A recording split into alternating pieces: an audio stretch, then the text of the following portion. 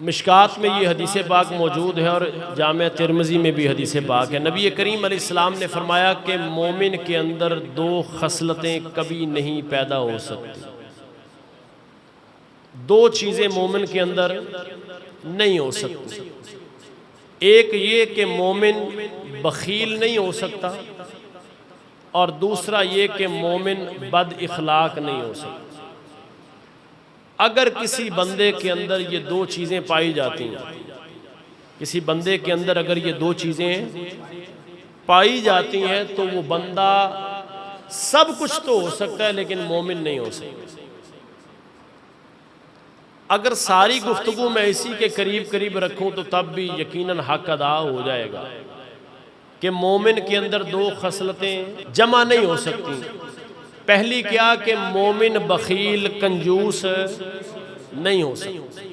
نبی کریم علیہ السلام نے فرمایا کہ دو درخت ہیں، دونوں کی شاخیں زمین پہ لٹک رہی ہیں۔ ایک درخت اللہ نے جنت میں لگایا ہے اور ایک درخت اللہ نے جہنم میں لگایا ہے۔ اب جنت والے درخت کی شاخیں بھی زمین پر ہیں اور جہنم والے درخت کی شاخیں بھی زمین پر، دونوں کی شاخیں زمین پہ لٹک رہی ہیں۔ اب جو درخت جنت میں ہے وہ ہے سخا کا درخت، سخاوت کا درخت۔ فرمایا جو بندہ دنیا میں سخاوت کرتا ہے، دنیا میں اللہ کے دیے ہوئے مال سے اللہ کے راستے میں خرچ کرتا ہے، وہ جنت کی شاخ کو پکڑ لیتا ہے۔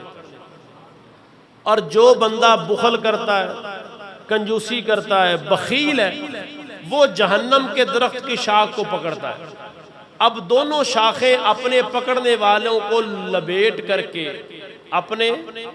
یعنی اپنے آپ کو اس کے گرد میں لپیٹ کے اپنے مقام اصلی تک لے جاتی ہیں۔ یعنی جو بندہ نیکی کرتا ہے، سخاوت کرتا ہے، اللہ کے دیے ہوئے مال سے اللہ کے راستے میں خرچ کرتا ہے، وہ جنت کے درخت کی شاخ کو پکڑتا ہے، اللہ اس کو جنت میں لے جاتا ہے۔ اور جو بخیل ہے، کنجوس ہے، وہ جہنم کے درخت کی شاخ کو پکڑتا ہے، وہ لپیٹ کر کے اسے جہنم میں لے جاتے ہیں۔ سو مومن بخیل نہیں ہوتا۔ ایک عبادات میں بھی بندہ بخیل ہوتا ہے، وہ کیا؟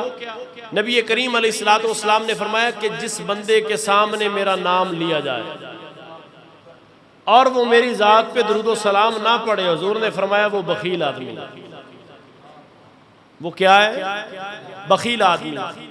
بہت مرتبہ ایسا ہوا دیکھنے میں کہ کسی بھی اگر محفل پر جانا ہوتا ہے تو اگر کچھ چار پیسے ان لوگوں کے پاس ہوں تو ان کے ذہن میں یہ بات ہوتی ہے کہ بس یہ پڑھنے والا ہی پڑھے گا، ہم تو صرف منہ بند کر کے انہیں سنیں گے یا دیکھیں گے کہ یہ کیا کرتے ہیں۔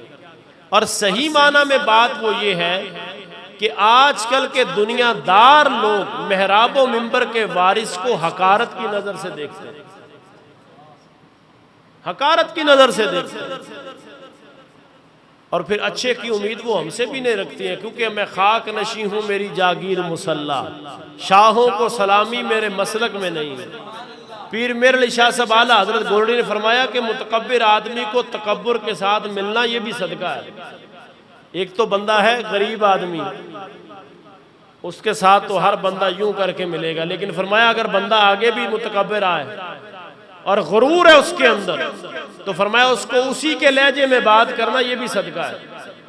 عاجزی اگر کرنی ہے تو کسی ماڑے بندے کے ساتھ کرو، کسی غریب کے ساتھ کرو عاجزی، وہاں زور لگتا ہے اور اپنے سے کوئی تگڑا آ جائے تو کہنا جانے دے چوری صاحب، ہم نے آپ کو کیا کہنا، آپ کے ساتھ ہماری کون سی لڑائی۔